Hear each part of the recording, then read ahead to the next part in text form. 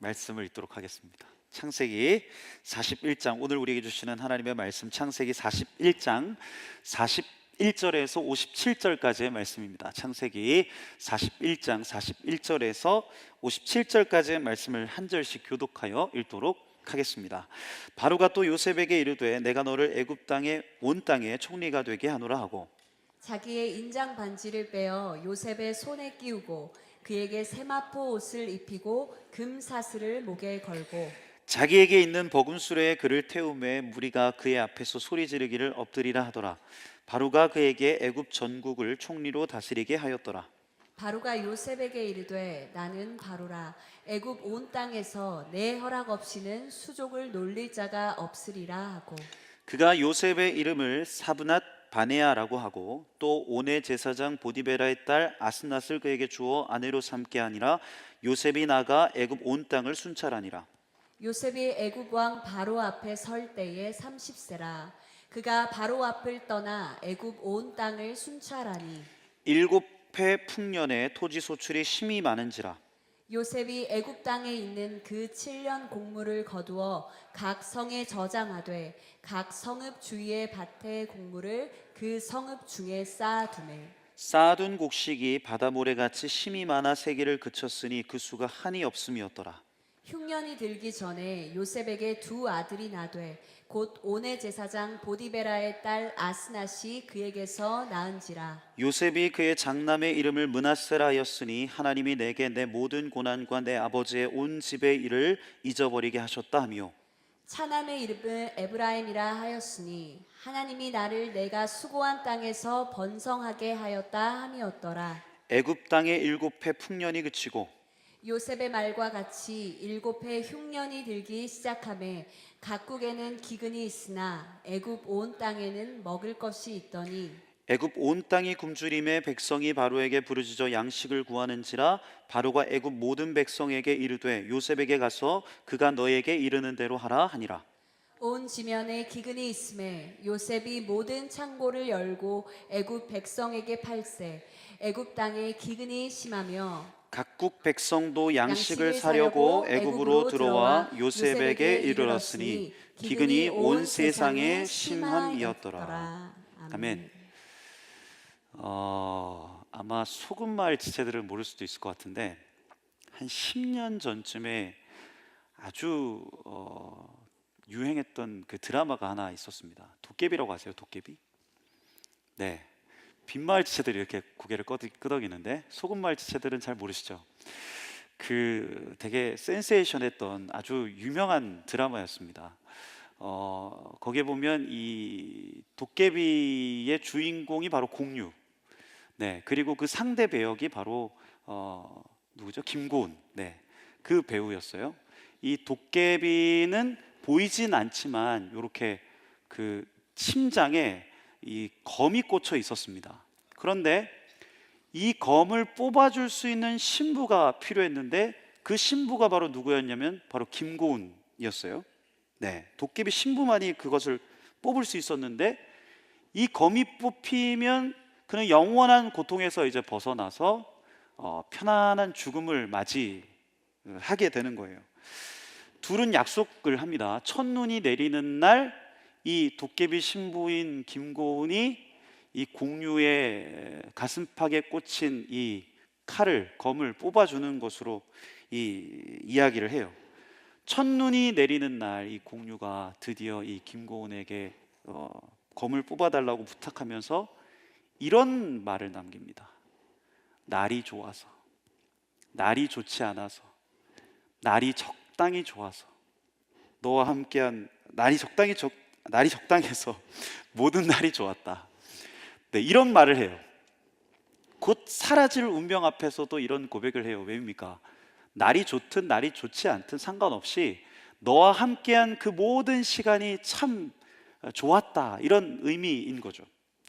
오늘 본문 속에서의 요셉도 마찬가지예요. 요셉도 날이 좋은 날도 있었고 날이 좋지 않은 날, 아니 우리가 늘 살펴보지만 요셉은 참 많은 고난과 시련과 아픔 가운데 있었죠. 그런데도 오늘 본문에서 요셉이 고백하는 것은 하나님이 나의 모든 고난을 잊게 하셨고 나를 수고한 땅에서 번성케 하셨다. 그런 감사의 고백을 하나님 앞에 드리고 있습니다. 출세하고 성공해서 그렇습니까? 아니에요.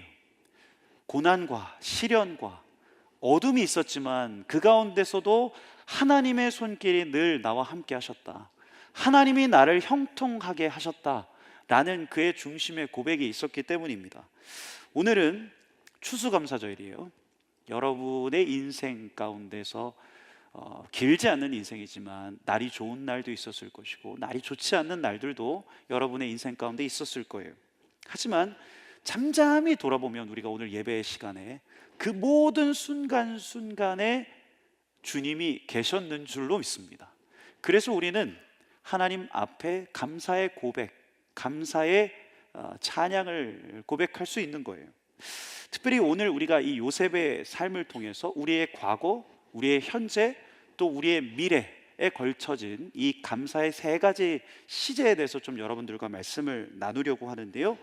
그래서 우리의 모든 날 가운데 하나님 앞에 감사할 수 있는 그 이유를 발견하는 귀한 시간이 될 수 있기를 간절히 소망합니다. 먼저는 현재에 대한 것입니다. 현재에 대한 것. 네, 바로 왕의 이제 꿈을 해석하고 요셉이 이제 드디어 총리가 됐죠. 우리가 지난 시간부터 살펴보고 있지만 인생 역전의 순간이었습니다. 이제 정말 애굽, 이집트의 2인자가 돼요. 본문을 보세요. 오늘 이 이집트 왕 바로가 요셉에게 어떠한 것을 해줍니까? 그에게 왕의 인장 반지를 끼우고 세마포 옷을 입히고 금목걸이를 씌우고 또 자신의 버금술에 태워서 백성들 앞에서 행진하게 합니다. 그리고 모든 이집트의 백성들이 이 총리가 된 요셉 앞에 머리를 숙이고 엎드려 절합니다. 네, 단 하루 만에 인생 역전을 이뤘어요. 그래서 오늘 본문 45절에 보면 이 바로 왕이 요셉에게 새로운 이름을 붙여주죠. 그 이름이 뭐냐면 사브낫 바네아라는 그런 이름을 붙여줍니다. 근데 이 이름이 어떤 뜻이냐? 신이 말씀하시니 그가 산다. 즉 그가 신의 아들, 신이 주신 사람으로 불릴 만큼 오늘 요셉이 이 한 번에 권력과 이 명예의 정점에 선 거예요. 오늘 요셉이. 그런데 오늘 요셉이 무엇을 하는가? 요셉의 첫 번째 행보가 무엇인가? 요셉이 그 가운데서 어떻게 반응하는가를 보세요. 오늘 본문 45절에서 46절 말씀 같이 한번 읽어볼까요? 45절에 46절 말씀. 그가 요셉의 이름을 사브낫 바네아라 하고 또 온의 제사장 보디베라의 딸 아스낫을 그에게 주어 아내로 삼게 하니라. 요셉이 나가 애굽 온 땅을 순찰하니라. 46절. 요셉이 애굽 왕 바로 앞에 설 때에 30세라. 그가 바로 앞을 떠나 애굽 온 땅을 순찰하니. 자, 45절과 46절의 말씀에서 반복되고 있는 문장이 보십니까?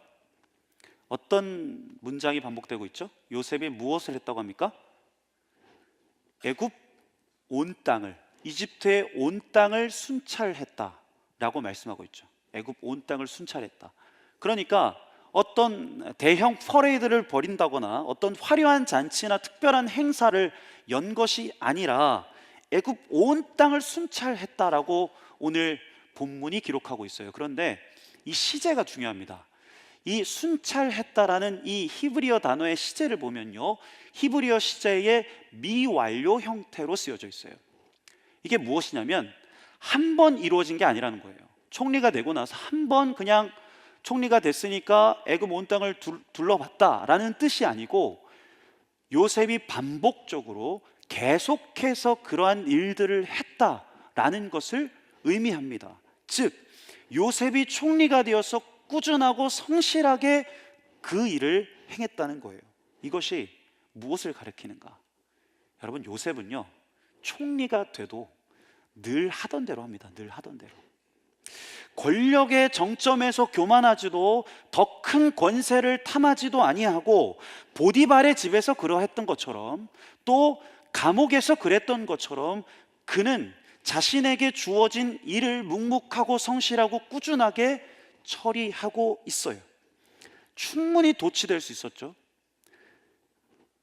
완전 밑바닥에 있다가 한 번에 올라갔잖아요. 그렇죠? 그 감정에 심취될 수 있었는데 그는 좀처럼 들뜨지 않아요. 그리고 늘 하던 대로 그저 묵묵히 자신의 자리를 지키는 거예요. 저도 그럴 때가 있습니다, 여러분. 찬양 인도를 하잖아요.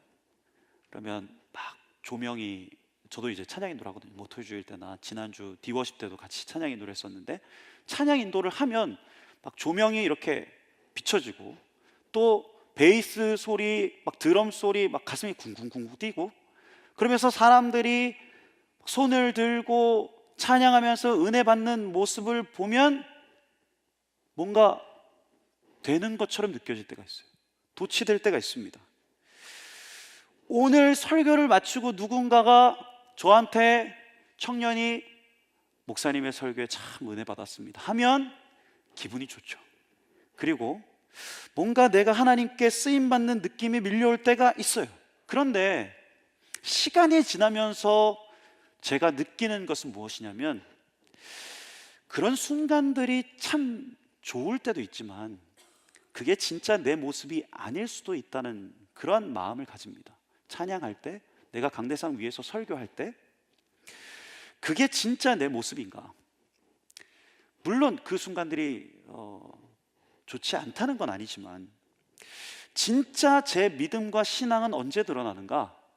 이 강대상을 내려가서, 그 찬양 인도를 하는 제가 내려가서 그 다음날, 주일 다음날 월요일 주목받는 자리에 내려와서 지루하고 반복되고 그러한 일상들을, 특별할 것 없는 그 월요일의 일상에 돌아왔을 때, 새벽에 다시 아기 분유 먹이고 세수시키고 또 졸음 참으면서 말씀 묵상하고 기도하고, 화요일에 출근해서 밀린 업무들 처리하고, 점심때 청년들 만나고 교육자들 만나면서 이런저런 대화하고, 그래서 일하다가 퇴근해서 또 아기 씻기고 분유 먹이고, 그 아주 평범한 일상, 그 일상 가운데서 제 진짜 모습이 드러나는 거죠.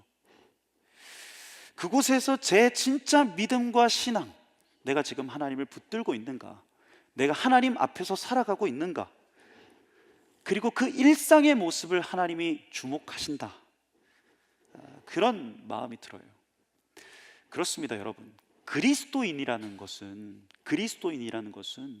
빛날 때가 아니라, 특별한 날만 빛나는 것이 아니라 평범한 하루하루를 어떻게 살아가는가에 달려있다.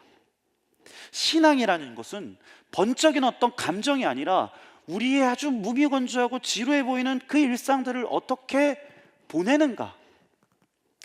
요셉이 그걸 알고 있었던 거예요.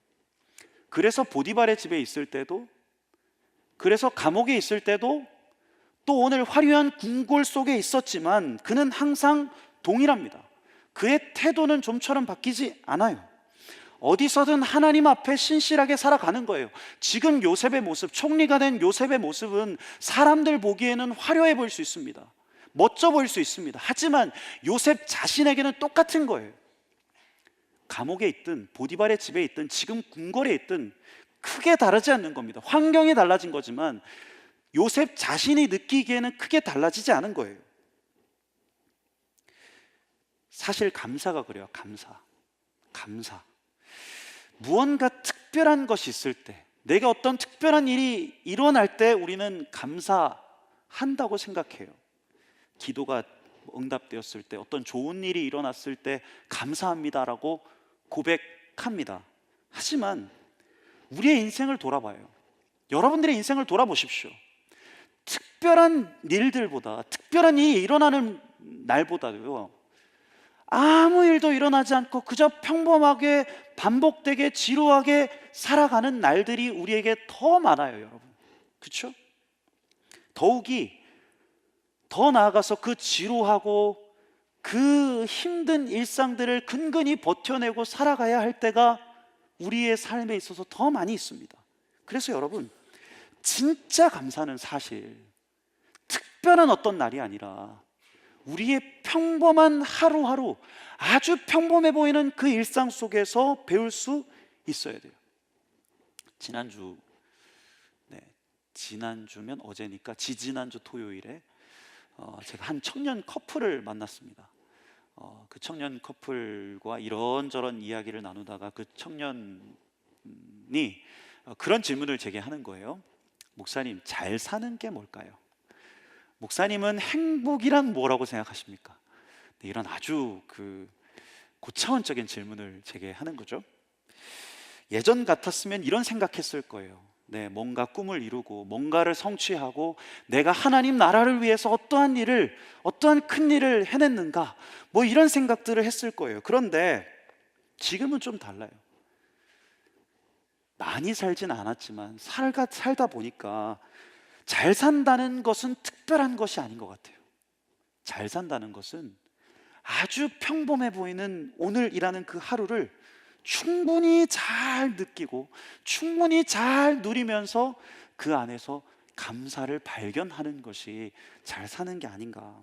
무언가를 막 성취하고 무언가를 이루기 위해서 막 달려가기보다도 오늘 내게 주어진 사람들, 오늘 내게 맡겨진 일들, 오늘 내게 주어진 환경 가운데서 하나님을 순간순간, 하나님의 숨결을 순간순간 잘 누리고 잘 느끼면서 살아가는 것이 잘 사는 것, 행복이 아닌가, 이런 생각이 들더라고요. 여러분, 앞만 보고 가면 놓칠 때가 많아요. 너무 빨리 달려가면 우리가 놓칠 때가 있습니다.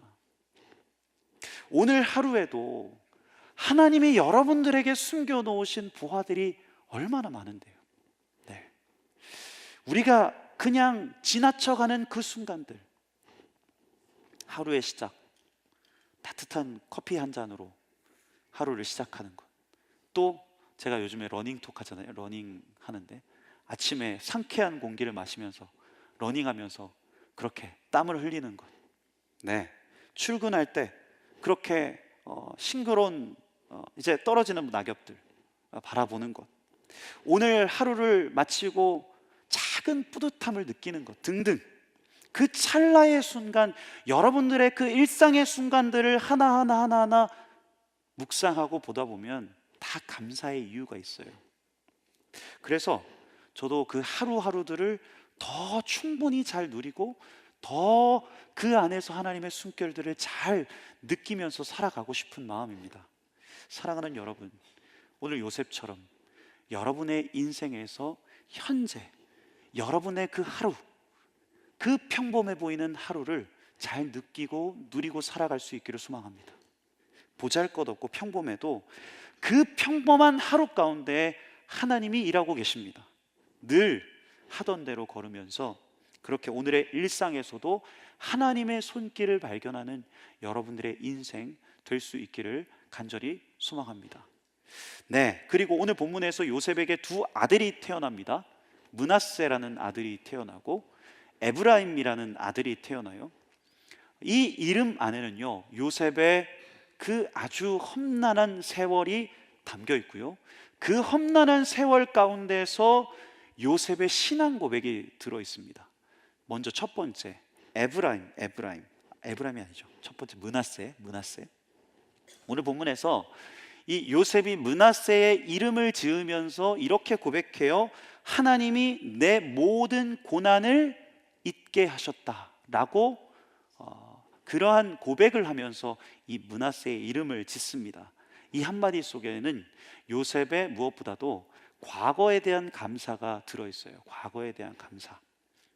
우리 오늘 본문 41절이 아니죠. 51절 말씀 같이 한번 읽어볼까요? 51절 말씀. 요셉이 그의 장남의 이름을 므낫세라 하였으니 하나님이 내게 내 모든 고난과 내 아버지의 온 집을 잊어버리게 하셨다 하며. 므낫세라는 이 단어는요, 있다라는 히브리어 동사로부터 나왔습니다. 그런데 이 있다라는 단어는 단순히 기억을 지우다, 망각하다, 잊어버리다라는 뜻도 있지만 그보다 더 깊은 뜻이 있어요. 그것은 빚을 탕감하다, 무거운 짐을 벗기다 라는 어떤 해방의 의미가 이 단어에 들어 있습니다. 단순히 기억을 잊어버리는 게 아니라, 즉 요셉의 기억이 지워진 것이 아니라 요셉의 기억이 하나님 안에서 새로워졌다라는 것을 오늘 이 있다라는 이 동사 안에 담겨 있는 뜻이라는 거예요. 요셉의 인생을 여러분 한번 돌아보세요. 요셉이 어떻게 있겠습니까? 형들한테 배신당하고 구덩이에 갇히고 미디안 상인의 손에 팔리고, 그렇게 보디발의 집에서 하인처럼 일을 하고, 감옥에서도 억울한 시간들, 고통스러운 시간들 보낸 것을 어떻게 오늘 총리가 되었다고 해서 그걸 다 잊어버릴 수 있겠어요? 그것은 여전히 요셉의 기억 가운데, 요셉의 마음 가운데 남아 있는 거예요. 그런데 하나님이 그 요셉의 기억을 새롭게 해주셨다는 겁니다. 오늘 본문에서 아픔과 고통의 기억은 요셉에게 여전히 남겨져 있지만 그것이 더는 현재의 요셉에게 영향을 끼치지 못했다라는 것입니다. 그래서 하나님이 내 고난을 잊게 하셨다는 것은요, 이 기억 상실이 아니고요, 기억이 상실된 게 아니고 기억의 해방을 의미합니다. 기억의 해방. 우리도 그래요. 우리의 삶에서도 우리가 잊고 싶은 기억이 있습니다. 누군가에게 배신당하고 누군가에게 상처당하고 관계 안에서 여러 가지 삶의 문제들 안에서 고통당하고, 그러할 때 우리는 종종 이렇게 말하죠. 그냥 잊자. 그냥 잊고 살자. 그런데 여러분, 그게 잊혀집니까? 잊혀지지 않습니다. 실제 인간의 뇌가 그렇게 작동하지 않는다고 해요. 여러분, 트라우마라고 알죠? 트라우마. 그러니까 어떤 강렬한 어떤 과거의 기억, 과거의 어떤 부정적인 고통과 상처와 그러한 기억들, 그러한 감정들은 좀처럼 잊혀지지 않는다는 거예요. 뇌라는 곳에, 이 편도체라는 곳에 그것이 각인되어 있답니다. 그래서 시간이 지나도 그것이 잊혀지지 않고 그것이 불쑥불쑥 우리의 현재 가운데도 영향을 미친다는 거예요. 마치 뭐 이런 거와 같아요. 예전에 누군가에게 모욕당한 기억이 있어요. 그러면 그 장소를 간다거나 아니면 그 사람과 비슷한 목소리를 듣는다거나 그 비슷한 환경에 처하면 그때의 기억이 떠오르는 거예요. 그러면서 막 손에 땀이 나기도 하고 심장이 막 두근거리기도 하고, 그러면서 막 공황 상태, 패닉 상태에 빠지기도 한다는 것이죠. 그런데 문제는 우리가 그 과거의 기억을, 그냥 과거의 상처와 어려움을 그냥 잊자 하고 그렇게 덮어둘 때라는 겁니다. 그러면 그 감정이 오히려 물속에 이제 공을 이렇게 넣으면, 뭐 축구공이든 농구공이든 아니 풍선이든 공을 넣으면 어떻게 됩니까? 물속에 막 이렇게 담궈도 그게 튀어오르죠. 그런 것처럼 그 과거의 트라우마, 그 과거의 기억들이 억누르면 억누를수록, 덮어두면 덮어둘수록 우리가 생각하지 못했던 때 그것이 튀어오른다는 거예요. 그래서 심리학에서도요, 이 트라우마, 이 기억의 치유는 단순히 잊는 것이 아니라 새롭게 기억하는 것이라고 말합니다. 이걸 전문적인 용어로는 재처리와 통합이라고 얘기하는데, 쉽게 말해서 과거의 나와 지금의 내가 잘 만나서 그 기억을 새로운 의미로 해석하는 과정을 거쳐야 한다는 거예요. 그래야만 그 트라우마, 그 기억이 치유될 수 있다는 것입니다. 그 영화 중에 옛날 90년대 영화인데 굿 윌 헌팅이라고 아세요? 네, 이 기억 치유에 있어서 참 또 중요한 의미를 제공해 주는 영화인데, 주인공 윌이라는 그 사람이 있습니다. 젊은이에요. 근데 어렸을 때부터 폭력과 학대의 기억을 가지고 있습니다. 그러면서 이 기억을 방치하고 억누르려고 하다 보니까 이 윌이라는 사람이 거칠고 비뚤어진 모습으로 계속해서 나아가게 돼요.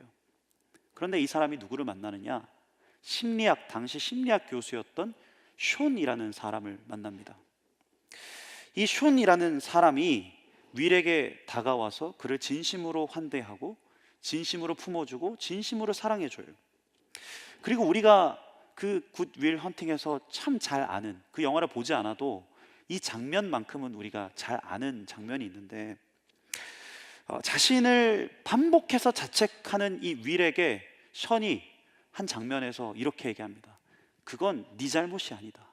It's not your fault. 그걸 계속해서 반복적으로 얘기해요. 이 윌에게. 윌이 이 말을 들으면서 처음에는 거부합니다. 처음엔 반항해요. 그런데 계속해서 이 말을 들으면서 어떻게 합니까? 과거의 자기의 상처를 부정하지 않기로 결정해요.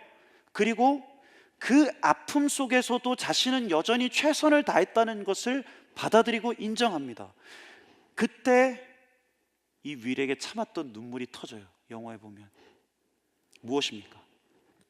기억이 지워진 게 아니고 기억이 새롭게 통합된 거죠. 새롭게 된 거예요. 요셉이 말하는 하나님이 나의 고난을 잊게 하셨다라는 것이 바로 이것입니다. 그는 단순히 상처를 덮어두려 하거나 상처를 잊어버린 게 아니에요. 그는 그가 가진 그 기억의 해석권을 하나님께 내어드린 겁니다. 자신의 인생을 해석하는 그 열쇠를 하나님께 맡겨드린 거예요. 여러분, 우리가 그 앞전에서도 그런 이야기를 나눴죠. 꿈의 해석권에 대해서 얘기하면서 내 꿈입니다, 내가 꾼 꿈을 들으십시오 했던 그 요셉이 나중에는 어떻게 합니까? 꿈의 해석은 하나님께 있습니다. 그렇게 자신의 인생의 해석권을 하나님께 맡겨드렸어요. 오늘도 마찬가지입니다. 오늘도 이 요셉이 자신이 겪었던 그 과거의 상처, 그 과거의 경험들을 어떻게 합니까? 하나님께 맡겨드리는 거예요. 버림받음, 억울함, 배신의 기억을 스스로 해석하려 하지 않고 주님을 바라봄으로써 기다리는 거죠. 주님이 자신의 그 과거의 상처, 그 과거의 기억을 새롭게 써주시기를 그가 잠잠히 주님을 바라보고 기다리는 거예요. 그럴 때 어떤 일이 일어나는가? 그때는 이해할 수 없어요. 그런데 조금씩 깨닫게 되는 겁니다. 그래, 내가 가장 힘들었던 그 순간, 내가 가장 고통스러웠던 그 순간이 바로 주님이 나와 가장 가까이 계셨던 그 순간이구나. 그곳에도 주님이 함께 하셨구나. 로마서 8장 26절에 보면 이런 말씀이 있습니다. 이와 같이 성령도 우리의 연약함을 도우시나니 우리가 마땅히 빌 바를 알지 못하나 오직 성령이 말할 수 없는 탄식으로 우리를 위하여 친히 간구하시느니라. 이 말이 뭡니까? 우리가 고통 중에 있을 때 요셉이 형들에게 팔리고 노예로 팔려가고 10여 년 동안 하인으로 살면서 감옥에 갇히고 억울한 일 당하고 고통스러운 일 당하고, 그런데 그 가운데 주님이 계셨구나. 주님이 나와 함께 계셨구나. 내가 울던 순간에 주님이 나와 함께 울고 계셨구나. 요셉의 깨달음이에요. 아, 주님이 나와 함께 계셨구나. 주님도 나와 함께 아파하셨구나. 그래서 지금 와서 돌아보니까 그때의 그 기억이 하나님이 가장 가까이 계셨던 때의 기억인 거예요. 요셉의 기억이 새로워지는 겁니다. 형들에게 버림받았던 그 순간이 하나님의 구원 역사를 이루는 새로운 출발이 되고, 감옥에 갇히는 그 억울한 상황이 오히려 자신의 마음을 하나님 앞에서 훈련받고 연단 만든 그 시간, 과거가 사라진 게 아니라 과거가 하나님 안에서 은혜로 재해석되는 것이죠. 이것이 바로 제가 여러분들에게 오늘 말씀드리고 싶은 과거에 대한 감사입니다. 과거에 대한 감사. 감사는 단순히 좋은 일에 대한 회상이 아닙니다. 좋은 일에 대한 회상이 아니에요. 진짜 감사는 내가 정말 아팠던 일, 정말 상처받았던 일, 그것을 내 시선이 아니라 하나님의 시선으로 다시 읽어 내려가는 지난한 과정인 거예요. 요셉은 감옥의 그 어둠 속에서도, 형들의 그 배신과 오해의 자리에서도 그 모든 기억 안에서 하나님의 손을 발견해 나가기 시작해요. 그래서 자신의 과거를 부정하지 않고 그 과거를 하나님의 구원 이야기 안에 재매치시킬 수 있었던 겁니다. 요셉이. 감사는 상처 없는 사람이 하는 게 아닙니다. 감사는 상처를 하나님 앞에서, 내 부끄러운 과거를 하나님 안에서 재해석할 때 비로소 우리의 입술에서 온전한 감사의 고백을 드릴 수 있는 거예요. 오늘도 우리의 삶에 이 므낫세의 순간이 있을 겁니다. 므낫세. 그때는 너무 아파서 이해할 수 없었는데 지금 돌아보니까 하나님의 품에 내가 있었구나. 그때는 다 막힌 길인 것처럼 느껴졌는데 그게 하나님이 나의 삶에 새로운 길을 여시는 출발점이었구나. 그것이 바로 우리의 므낫세입니다. 우리의 절망이, 우리의 고통이 찬송이 되는 그 순간. 13세기 페르시아 시인인 잘랄 아딘 루미는 이런 말을 했어요.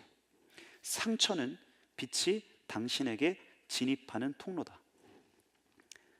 감사의 빛은 상처 없는 사람에게 임하는 것이 아니고요, 오히려 상처를 하나님 안에서 그 빛으로 다시 끌어안을 수 있는 사람, 그 사람에게 임한다는 거예요. 그러니 여러분, 오늘 기도하실 때 이렇게 기도하십시오. 주님, 제 과거를 지워주지 않아도 괜찮습니다. 하지만 주님, 제 과거의 기억 위에 당신의 빛을 비춰주십시오. 그때 우리의 상처가 은혜가 될 줄로 믿습니다.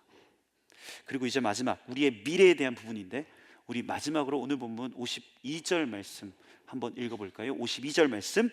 차남의 이름을 에브라임이라 하였으니 하나님이 나를 내가 수고한 땅에서 번성하게 하셨다 함이었더라. 둘째 아들의 이름이 에브라임이라고 합니다. 에브라임이란 뜻은 열매 맺다, 성취하다라는 뜻을 지니고 있어요. 그런데 오늘 본문에서 이 52절에서 중요한 것은 요셉이 여전히 이 이집트 땅, 이 애굽 땅을 여전히 수고의 땅이다 라고 말하고 있다는 것입니다. 이 수고의 땅. 왜입니까? 총리가 되었지만, 높아졌지만, 이집트의 2인자가 되었지만 여전히 오늘 요셉에게는 수고의 땅이 바로 이 이집트예요. 외롭고 그립습니다. 낯선 이방인의 한복판에 오늘 요셉이 있는 거예요. 상상해 보세요. 그 이방인 요셉이 총리가 되었을 때 사람들이 이 요셉에게 어떤 말을 했겠습니까? 앞에서는 막 칭송하고 앞에서는 막 요셉에게 머리를 숙였겠지만 그런 말을 들었겠죠. 저 히브리 노예가 어떻게 이집트의 총리가 될 수 있나? 그리고 7년의 풍년 뒤에는 7년의 또한 흉년이 기다리고 있어요. 오늘 본문 뒤에도 수많은 백성의 생명을 걸고 매일같이 무거운 결정을 내려야 하는 그런 자리에 요셉이 있습니다. 요셉은 더 큰 책임과 더 큰 시험 앞에 있어요. 그것이 끝난 것이 아닙니다. 그럼에도 그는 어떻게 반응합니까? 자신의 미래를 감사함으로 반응합니다. 감사함으로. 왜입니까? 확신하기 때문이에요. 과거의 그 어두운 골짜기에서도 하나님이 나와 함께 하셨듯이 오늘의 이 삶, 이 평범한 삶에서도 하나님이 자신을 붙들고 계시듯이 앞으로 닥칠 미래에도 하나님은 여전히 나와 함께 하실 것이다. 그래서 요셉에게 에브라임이라는 것은 이러한 고백이에요. 주님이 어제도 오늘도 나의 삶에 일하셨던 것처럼 주님은 내일의 삶에도 나의 미래 가운데도 신실하게 일하실 줄 믿습니다. 그리고 오늘 하나님이 이 요셉의 고백을 통해서 어떻게 역사하십니까? 55절. 애굽 온 땅이 굶주림에 백성이 바로에게 부르짖어 양식을 구하는지라 바로가 애굽 모든 백성에게 이르되 요셉에게 가서 그가 너에게 이르는 대로 하라 하니라. 57절 말씀 같이 한번 읽어볼까요? 57절 말씀. 각국 백성도 양식을 사려고 애굽으로 들어와 요셉에게 이르렀으니 기근이 온 세상에 심하이었더라. 요셉의 눈물, 요셉의 고통, 요셉의 괴로움, 그 세월들이 어떻게 됩니까?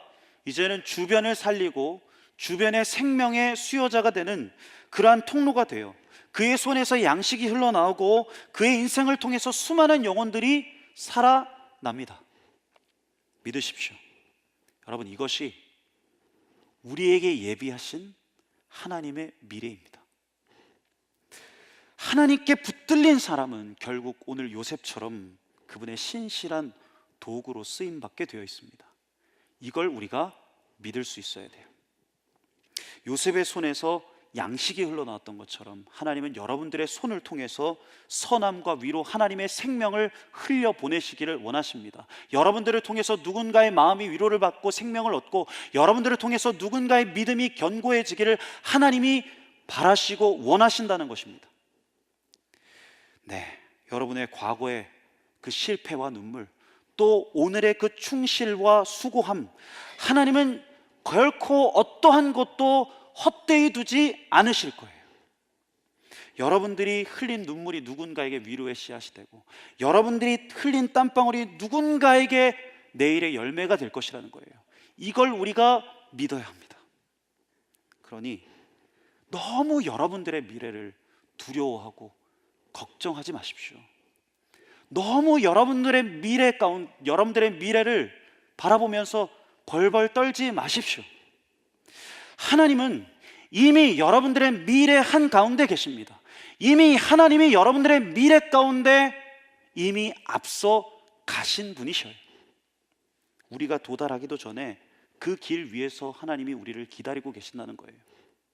하나님은 어떤 분이신가? 여러분들을 넘어뜨리기를 원하시는 분이 아니고 여러분들을 세워주기를 원하시는 분이십니다. 여러분들이 실패하기를 원하시는 분이 아니라 여러분들이 진짜 하나님 안에서 온전하여지고 하나님 안에서 그렇게 세워지기를 원하시는 분이세요. 하나님은 우리의 인생을 끝까지 붙드시는 신실하신 주님이십니다. 네, 지금까지 그러셨던 주님이 앞으로도 여러분들의 삶에 잘 해주시리라 믿습니다. 여러분들을 버리시기보다 여러분들을 끝까지 붙드시는 그 신실하신 하나님이 여러분들의 미래에도 소망으로, 생명으로, 능력으로 역사하실 줄 믿습니다. 네, 말씀을 정리해요. 요셉의 이야기, 과거의 상처 속에서도, 현재의 자리 가운데서도, 아직 오지 않은 그 미래 한가운데서도 하나님은 일하고 계시다. 그리고 오늘 우리에게도 마찬가지, 그 하나님은 지금도 여전히 우리의 인생 속에 신실하게 역사하고 계시다. 그러니 우리는 감사할 수 있는 거예요. 아니, 감사할 수밖에 없는 것입니다. 그분이 함께 하셨기 때문에 우리의 과거의 상처가 은혜가 되고, 그분이 일하고 계시기 때문에 우리의 오늘이 선물이 되는 거예요. 그분이 앞으로도 역사하실 거기 때문에 우리의 내일도 소망이 되는 줄로 믿습니다.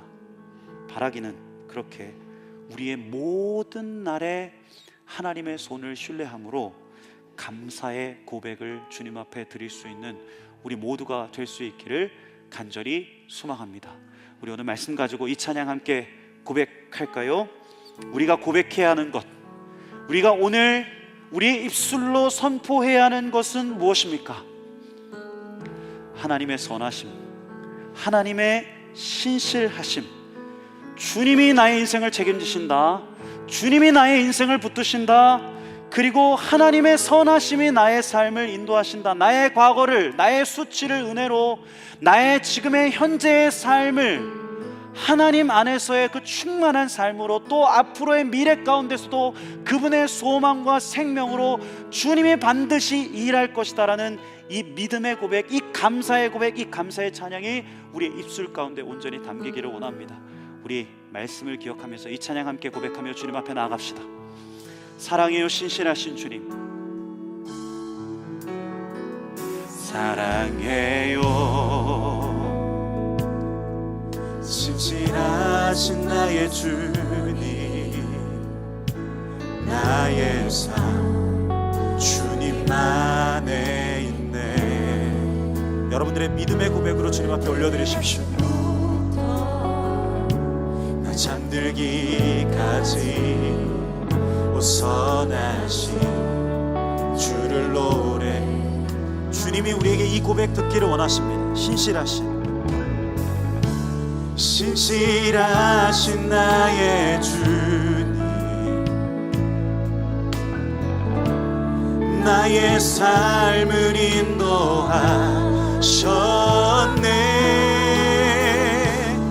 나의 모든 호흡 다해 오선하신 주를 노래. 사랑해요. 나를 인도하신 주님, 나를 인도하신 주님, 고난 중에도 나와 함께 하셨네. 주님, 우리가 이것을 고백합니다. 아버지 되시며 친구 되신 주, 나의 삶 주님 안에 있네. 신실하신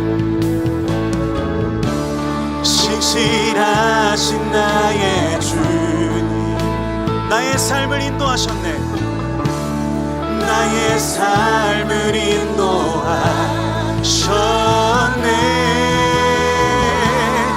나의 모든 호흡 다해 오선하신, 다시 한번, 신실하신 나의 주님, 신실하신 나의 주님, 나의 삶을 인도하셨네. 나의 모든 호흡 다해 오선하신 주를 노래하리. 주님의 선하신, 날 인도하시네. 주님의 선하심, 날 지켜주시네. 주께 엎드려 나의 모든 삶 주님께 드리네.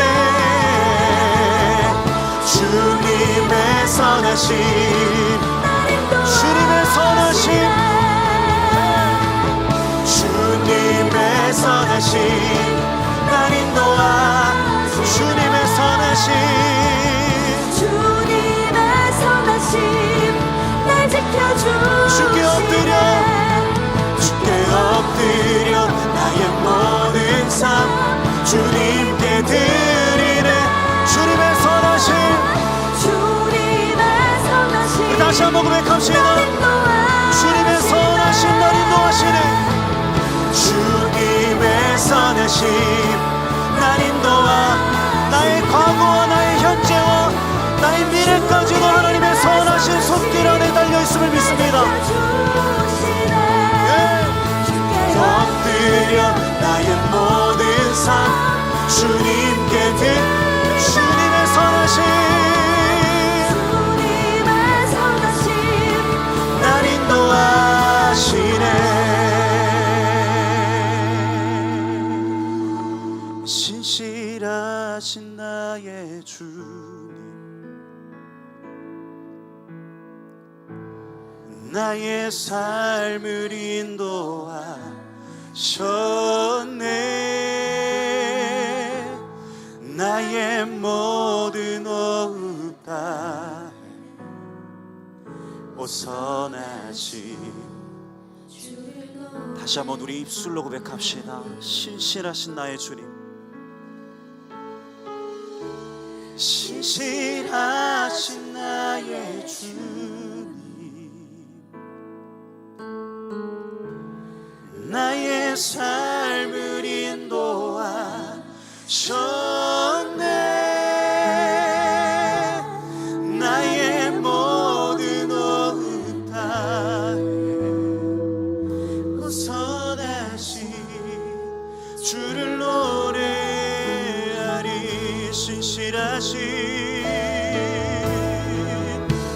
신실하신 나의 주님, 신실하신 나의 주님, 나의 삶을 인도하시고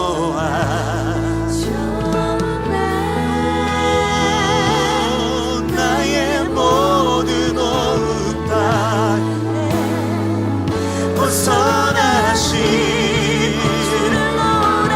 주님의 선하신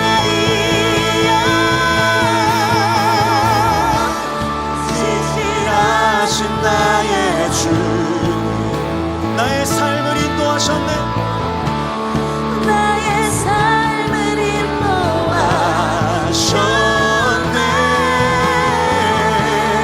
나의 모든 오른가에 벗어나신 주를 노래 우리 다시 한번 고백합시다 신실하신 나의 주님 신실하신 나의 주님 나의 삶을 인도하셨네 나의 삶을 인도하셨네 나의 모든 나의 벗어나신 주를 노래하리 여러분 오늘 우리가 고백한 이 찬양의 고백이 우리의 진정한 감사의 고백 되어질 줄 믿습니다. 주님, 우리가 믿는 것은 우리의 과거도 우리의 현재도 우리의 미래도 선하신 주님의 손길 안에 있다는 것을 믿습니다. 어제의 아픔과 수치에서 주님의 빛 비춰주십니다. 내일의 염려와 두려움에 주님의 소망과 생명으로 역사하십니다. 그래서 우리는 오늘도 감사하며 찬양할 수 있습니다. 여러분의 영혼에 선포하십시오. 주님은 선하시다. 주님은 신실하시다. 어제도 오늘도 내일도 주님은 선하고 신실하게 역사할 것이다. 내 삶은 주님 안에 있다. 내 모든 인생은 주님의 손에 붙들려 있다. 그러면 여러분의 중심에 실제로 하나님의 선하심과 신실하심이 임하게 될 줄로 믿습니다. 주님 우리가 온전한 감사의 고백 주의 선하심과 신실하심을 찬양하는 그 고백 올려드리오니 주님 오늘 우리의 예배 가운데 우리의 심령 가운데 하나님 오늘도 과거도 내일도 하나님의 선하신 손길 안에 있다는 그 사실 그 믿음이 우리 가운데 온전히 새겨질 수 있도록 인도하여 달라고 우리의 심령과 우리의 삶을 주님 손에 올려드리며 함께 기도하면서 주님 앞에 나가도록 하겠습니다. 기도하겠습니다. 주님 그렇습니다. 주님 선하신 주님 신실하신 주님 나의 삶을 인도하시고 나의 삶을 지켜주신 그 하나님 우리의 과거의 수치 과거의 그 상처와 아픔까지도 하나님 안에서 새로운 기억으로 바꿔주시고 주님 그렇게 현재의 그 모든 일들도 하나님의 충만하심으로 새겨주시고 하나님 미래의 모든 순간순간들도 그 하나님의 선하고 신실하심 안에 있음을 고백합니다. 주의 이름을 찬양합니다. 주님께 감사의 고백을 올려드립니다. 주님 나의 상황과 나의 현실을 뛰어넘어서 하나님 오늘 이 예배 가운데 우리가 고백합니다. 주님은 선하십니다. 주님은 신실하십니다. 주님은 선하십니다. 주님은 신실하십니다. 주님은 나의 수치를 주님 기쁨으로 바꾸시는 주님이십니다. 주님은 나의 현재를 충만함으로 변화시키시는 주님이십니다. 주님은 나의 미래를 그 소망으로 바꾸시는 주님이십니다. 하나님의 선하심을 찬양합니다. 하나님의 신실하심을 찬양합니다. 주님께 감사의 고백으로 반응합니다. 나의 현실이 아니라 나의 감정이 아니라 주님 내가 처한 상황이 아니라 주님 오늘 우리가 결단하는 것은 주님 우리의 입술에서 먼저 감사의 고백 하나님 앞에 그 하나님의 선하심을 고백하는 그 감사의 찬양의 고백으로 주님 그렇게 반응하기를 원합니다. 주님은 선하십니다. 주님은 신실하십니다. 주님은 가장 온전하게 올바른 때에 일하실 줄 믿습니다. 주님 그렇게 우리의 삶을 주님이 붙잡고 계십니다. 주님이 그렇게 우리의 삶을 통하여 영광 받으십니다. 예 주님 주님을 찬양합니다. 예 주님 주님을 찬양합니다. 예 주님 주님을 경배합니다. 주님 홀로 높임 받아 주옵소서. 주님 홀로 찬양 받아 주옵소서. 주님은 가장 선하신 분이십니다. 분이십니다. 주님은 가장 신실하신 분이십니다. 주님은 가장 선하고 신실하신 하나님이십니다. 하나님은 우리의 삶에 가장 온전한 데 올바르게 인도하시는 인지하시는 분이신 줄 믿습니다. 예, 주님이 나의 모든 과거의 수치를 벗기십니다. 은혜의 기억으로 바꾸십니다. 주님 가장 현재까지도 하나님의 그 손길 안에 있습니다. 주님을 누립니다. 주님을 바라봅니다. 주님이 우리의 삶에 역사하십니다. 주님이 우리의 삶에 일하십니다. 여러분들의 삶을 주님 손에 더 맡겨드리십시오. 하나님 앞에 감사의 고백으로 반응하십시오. 주님이 그 감사의 고백을 들으시고 여러분들의 삶에 그렇게 선하고 신실하게 일하실 줄 믿습니다.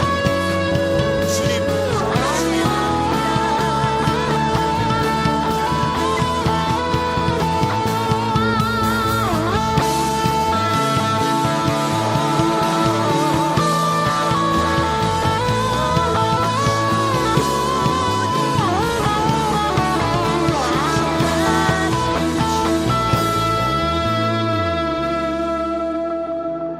그렇습니다. 주님, 나의 과거에 어떠한 수치와 어떠한 고통이 나를 발목 잡고 있다 할지라도, 현재의 나의 처한 상황과 현실이 어떠하다 할지라도, 미래에 내게 주어진 현실이 불안하고 답답하고 막막하다 할지라도, 하나님, 오늘 우리가 결단하고 고백하는 것은 여전히 하나님은 선하시다. 여전히 하나님은 신실하시다. 나의 모든 수치를 그분 안에 은혜로 바꾸어 내시고, 나의 모든 현실의 문제들을 충만함으로 바꾸어 내시고, 나의 미래의 모든 걱정과 염려들을 소망과 희망으로 바꿔내시는 하나님, 우리의 과거와 현재와 미래의 모습이 어떠하든 상관없이 우리는 하나님을 찬양할 것입니다. 하나님께 감사의 고백을 올려드릴 것입니다. 예, 주님은 선하십니다. 주님은 신실하십니다. 오늘 우리가 다시금 그 주님을 부여잡고 다시금 주님을 신뢰함으로 반응하기를 원합니다. 주님을 찬양합니다. 주님을 경배합니다. 하나님, 그렇게 우리의 입술 가운데 하나님께 대한 감사, 하나님께 대한 찬양, 하나님께 대한 온전한 신뢰가 회복되게 하여 주옵소서.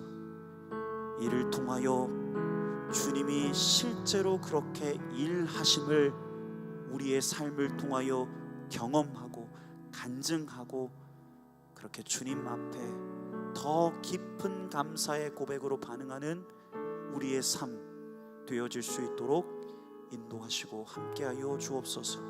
우리의 감사의 고백, 감사의 찬양 가운데 신실하고 선하게 역사하실 주님 바라보며 이 모든 말씀 살아계신 우리 구주 예수 그리스도의 이름으로 감사하며 기도드립니다. 아멘, 아멘, 아멘. 이제 다 함께 자리에 일어나서 함께